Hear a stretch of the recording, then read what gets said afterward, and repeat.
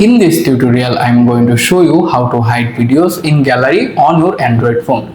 These solutions show up my Samsung Galaxy phone. If you are using another phone, maybe work or not. So let's get started.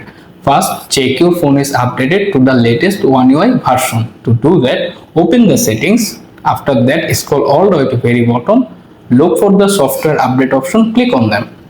Then tap on check for update and wait to checking any update available or not. If your phone is latest One UI 7.5, One UI 8 or One UI 8.5 or another latest version, this work for you.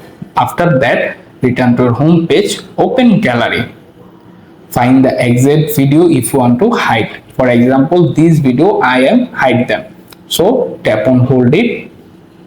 After this video is selected, tap on the more button at the bottom right corner.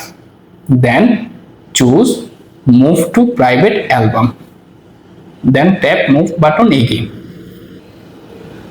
And right now my video was successfully hid. However, if you want to access the hidden video on your phone, don't panic. Simply open the gallery app, tap on the menu button at the very bottom.